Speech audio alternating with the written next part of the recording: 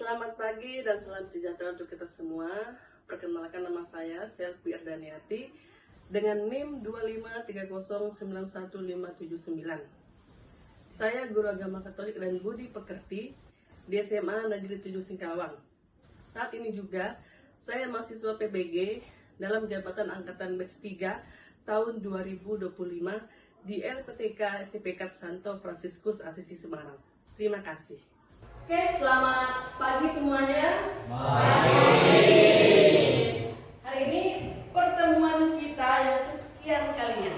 Nah, pertemuan kita hari ini kita akan membahas tentang materi keluhuran manusia sebagai citra Allah. Ya. Sebelum memulai pembelajaran, alangkah baiknya seperti biasa kita awali pertemuan kita dengan lagu Indonesia Raya terlebih dahulu. Oke, silakan. Berdiri. Hiduplah Indonesia Raya. Indonesia tanah airku, tanah tumpah darahku. Di sanalah aku berdiri, jadi pandu Indonesia kebangsaanku, bangsa dan tanah airku. Marilah kita berseru, Indonesia bersatu. Hiduplah tanahku, hiduplah negeriku, bangsaku, rakyatku, semuanya. Bangunlah jiwanya, bangunlah badannya, untuk Indonesia Raya. Indonesia Raya, merdeka, merdeka, tanahku, negeriku yang ku cinta. Indonesia Raya, merdeka, merdeka, hiduplah Indonesia Raya. Silakan duduk kembali. Terima kasih. Baiklah, kita lanjutkan, kita awali dengan doa pembukaan. Silakan. Teman-teman, sebelum kita belajar, mari kita berdoa dalam nama Bapa, Putra, dan Roh Kudus. Amin. Mari kita bersama-sama berdoa kepada kami. Bapa kami yang ada di surga, dimuliakanlah namamu, datanglah kerajaanmu, jadilah kehendakmu di atas bumi seperti di dalam surga. Berilah kami rezeki pada hari ini, jangan ampunilah kesalahan kami, seperti kami pun mengampuni yang bersalah kepada kami.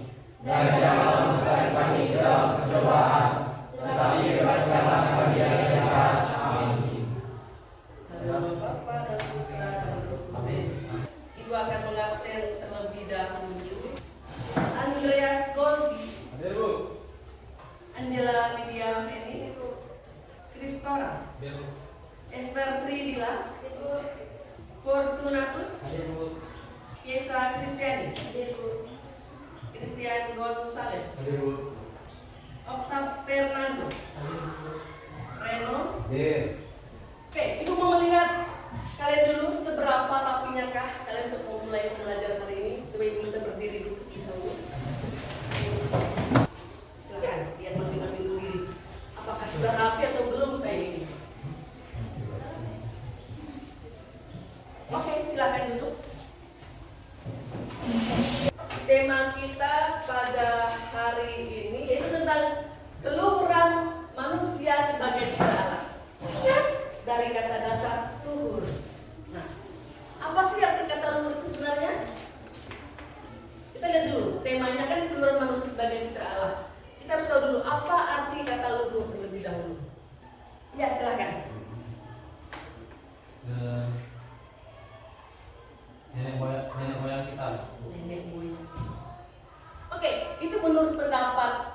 rajin.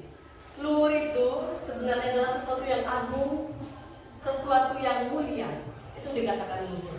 Nah, mengapa manusia dikatakan luhur, sejahtera dengan Allah? Karena kita sama dengan Allah.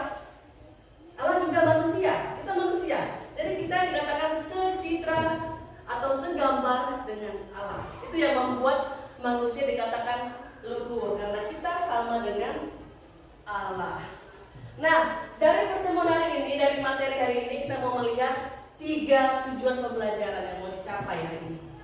Yang pertama, peserta didik mampu memahami konsekuensi diri sebagai citra Allah dalam berelasi dengan sesama manusia.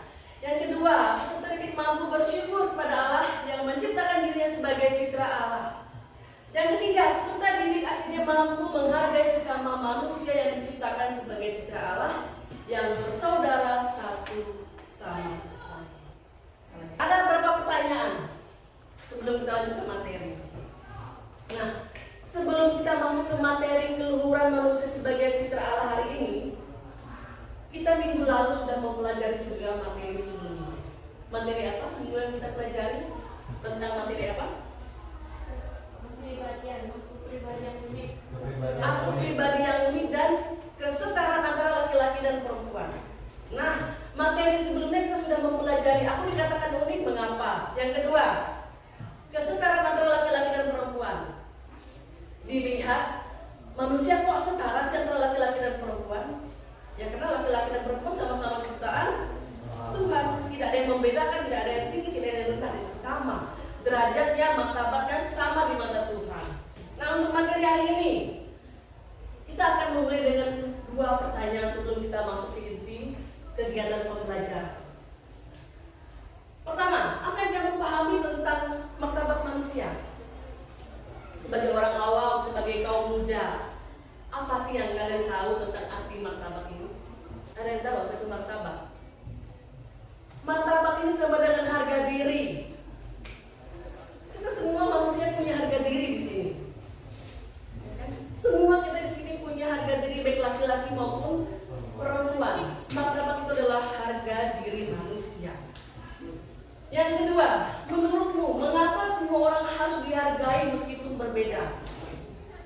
Kita berbeda dari fisik, dari kemampuan, dari talenta. Kita semua berbeda. Dari jenis kelamin sudah jauh berbeda. Nah, mengapa harus dihargai untuk kita berbeda? Ya, silakan. Karena kita sama ciptaan Allah.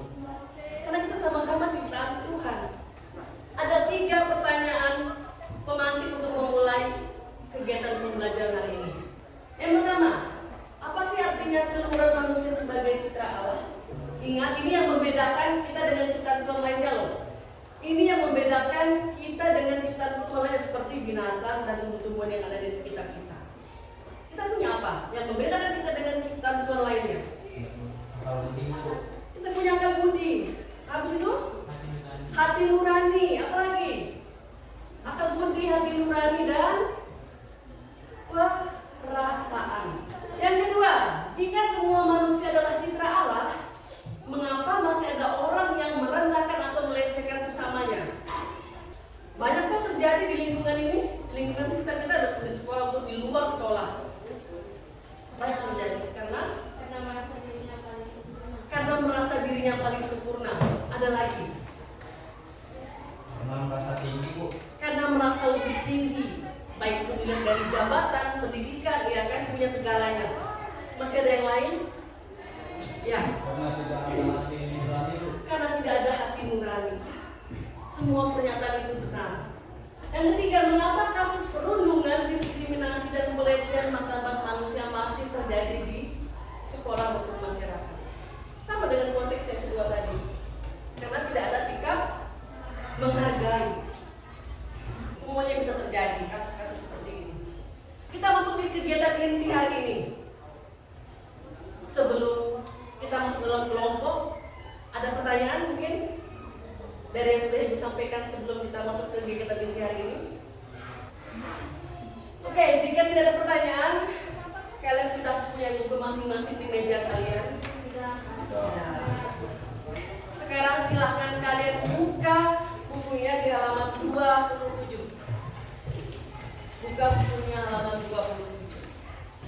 ada bacaan kitab suci yang berkaitan tentang keluhuran, yaitu yang terdapat di Mazmur bab 8 ayat 1 sampai 10. Mazmur bab 8 ayat 1 sampai 10. Akan kita baca sama-sama. Mari.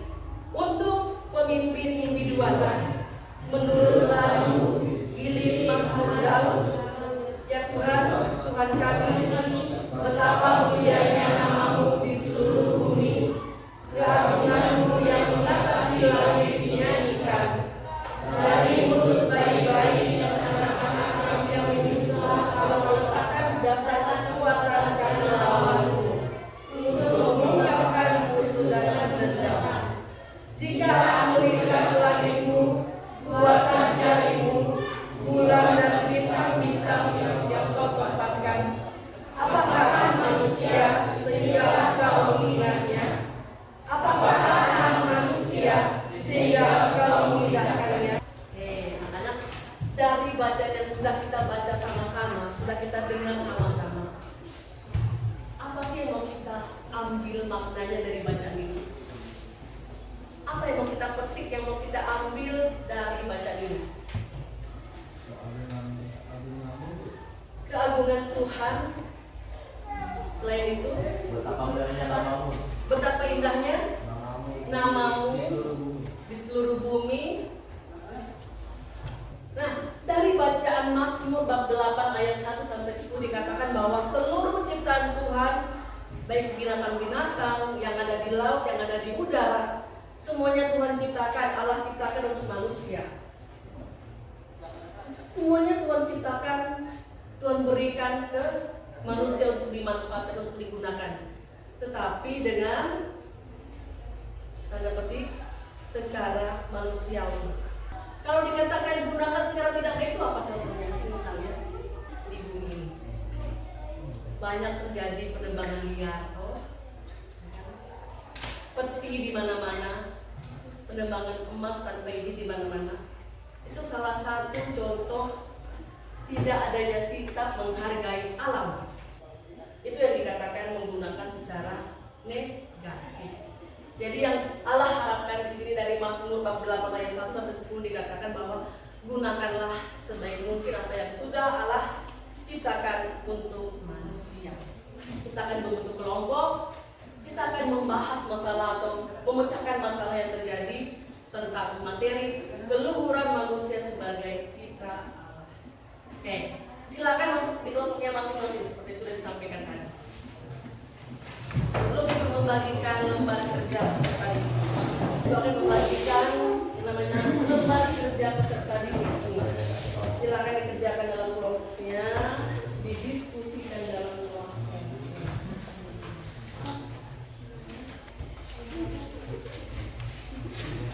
Oke, silakan didiskusikan dalam kelompok. Ada 3 pertanyaan dalam lembar itu.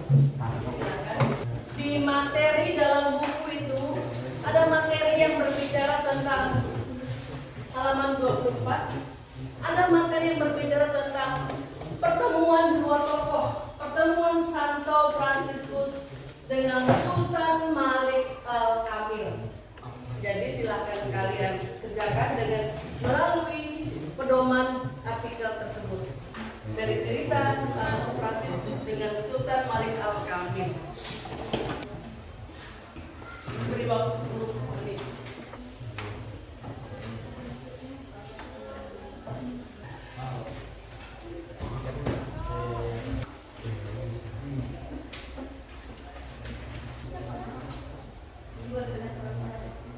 Oke, sudah selesai? Sudah selesai, kita akan melanjutkan mempresentasikan hasil diskusi kelompok yang bersama. Baik, kita mulai dari kelompok yang pertama yang akan maju ke depan dan membacakan hasil diskusinya bersama kelompok. Perkenalkan, kami dari kelompok 1. Di sini saya akan mendeskripsikan hasil kerja kelompok kami.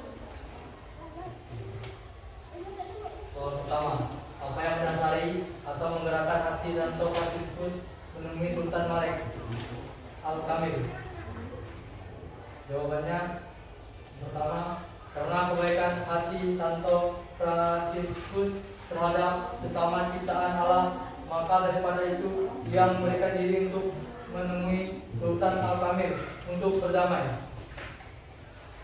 Yang kedua, Fransiskus juga berbagi yang sebenarnya terbaru dan mendalam terhadap saudara saudari Muslim, melanjutkan negara pengusahaan dan kesamaan paham yang menuju para. Yang ketiga, nilai apa yang kalian dapatkan ambil dari perjumpaan Santo Fransiskus dengan Sultan Al-Kamil di atas berikan penjelasan mereka bahwa jawabannya bahwa kita sebagai sesama manusia wajib saling menghargai satu sama lain terlepas dari kepercayaan atau agama yang dianut. Terima kasih kelompok pertama. Tepuk tangan dulu dong kedua.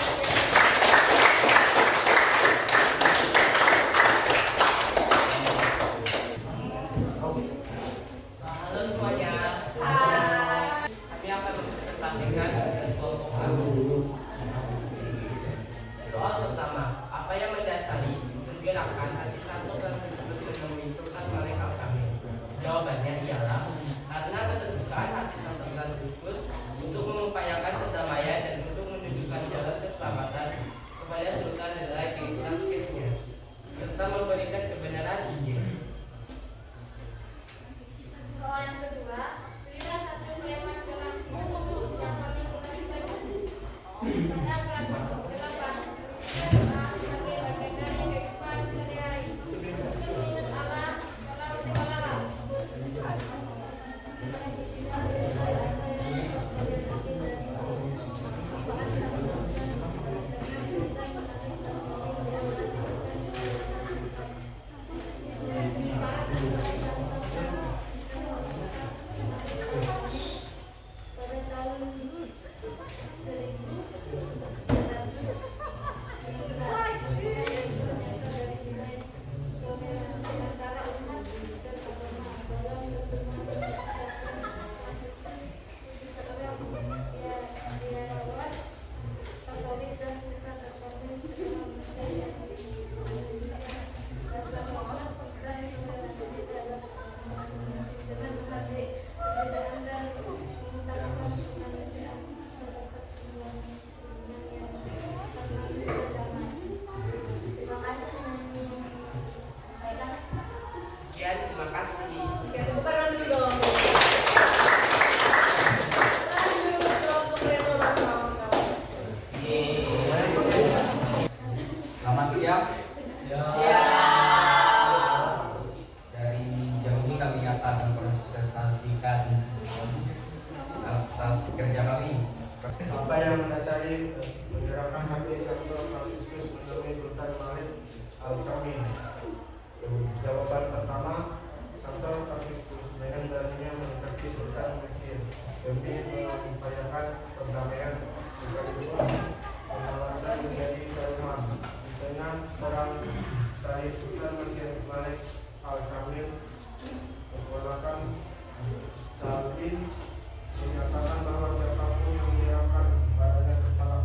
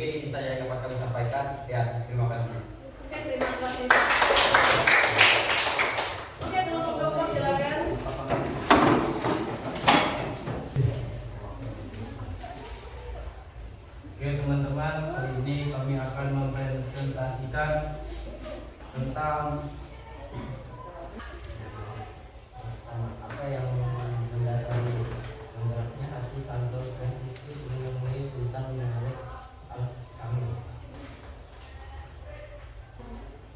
Dengan cinta kasih karunia karena percaya keberadaan Tuhan serta kejujuran akan pendamaian dan persaudaraan sejati. Fransiskus percaya bahwa jika Tuhan mengadili, Ia akan melindunginya. Keyakinan Tuhan ini yang mengesahkan hatinya, memberi keberanian luar biasa. Soal nomor 2 dibacakan oleh Ketisha Baby. Pilihlah satu kalimat dalam kisah tersebut yang paling menarik bagimu. Jawabannya, Fransiskus menyapa Sultan dengan salam, semoga Tuhan memberimu kedamaian. Ini mirip dengan salam tradisional Muslim, Assalamualaikum atau salam pagimu. Nilai apa yang dapat kalian ambil dari perjuangan Santo Fransiskus dengan Sultan Malik Al-Kamil di atas? Berikan penjelasan singkat. Pertemuan ini menunjukkan bahwa meskipun banyak hal berbeda yang ada berasal dari latar belakang Kristen dan Islam saat masa perang keduanya bisa saling menghormati, berdialog secara damai dan terbuka satu sama lain. Santo Fransiskus tidak datang untuk menyerang untuk menyampaikan kasih dan perdamaian Sultan Al-Kamil pun menunjukkan sikap hormat dan keramahan. Hal ini menjadi contoh bahwa perbedaan agama tidak harus menjadi penghalang dari damai dan saling berbagi.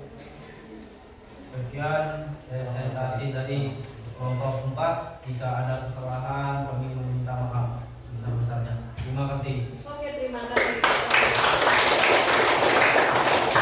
Nah, kita sudah dengar dari sekian kelompok menyampaikan hasil diskusinya tadi. Jadi inti yang bisa kalian ambil dari pertemuan Santo Fransiskus dengan Sultan Malik Al-Kamil tadi ini apa sih sebenarnya? Yang mau kita ambil maknanya, pesan moralnya apa sih yang mau kita ambil di situ? Dari pertemuan dua tokoh agama yang berbeda, ada Santo, ada Sultan. Dari agama Katolik, dari agama Muslim. Apa yang bisa kita ambil? Apa yang bisa kita petik dari peristiwa itu? Toleransi, Bu. Toleransi, apalagi saling menghargai, Mengupayakan perdamaian. mengupayakan perdamaian, mengupayakan perdamaian dengan kasih. Ya, Santo Fransiskus rela memperjuangkan bahkan menaruhkan nyawanya demi perdamaian tadi. Aku rela kepalaku dipenggal asalkan adanya perdamaian antara Kristen dengan Islam di situ. Sikap, karena apa? Karena gereja Katolik mengenal hukum apa yang paling utama dan mendasar dalam gereja Katolik yang dipegang teguh oleh Santo Fransiskus. Hukum apa sih yang dipegangnya? Dalam gereja Katolik mengenal hukum apa yang paling dasar dan utama dan pertama? Hukum apa? Hukum cinta kasih. Ingat, gereja Katolik itu punya hukum yang dasar, yang utama dan pertama, yaitu hukum cinta kasih. Dari presentasi tadi, dari diskusi, dapat kita simpulkan bahwa sesuai dengan tema kita, manusia, keluhuran manusia sebagai citra Allah, yaitu manusia diciptakan Allah seturut gambar dan rupanya, sehingga memiliki martabat luhur yang tidak dapat digantikan oleh apapun. Sebagai citra Allah, manusia dipanggil untuk mengembangkan akal budi, hati nurani, kebebasan, dan kasih dalam hidup sehari-hari. Keluhuran itu terwujud ketika manusia menghormati dirinya, sesama, serta seluruh ciptaan dan hidup sesuai kehendak Allah. Dengan demikian, manusia tidak hanya menyadari martabatnya, tetapi juga bertanggung jawab mewujudkan kasih, keadilan, dan kebaikan di tengah dunia. Itu yang bisa kita simpulkan dari pertemuan dari materi hari ini. Nah, sebelum kita masuk ke refleksi, ada yang kurang jelas, silakan ditanyakan. Oke, jika tidak ada pertanyaan, sebagai penuduhan bagi kita semua, Ibu berterima kasih atas partisipasi kalian dalam proses pembelajaran hari ini. Kalian sungguh luar biasa. Pesan yang bisa kita ambil hari ini dari martabat keluhuran manusia sebagai citra Allah, hendaknya kita mampu mewujudkan sikap-sikap baik Allah di dalam sikap dan tindakan kita dalam kehidupan sehari-hari, sehingga hidup kita dapat menjadi berkat bagi orang lain.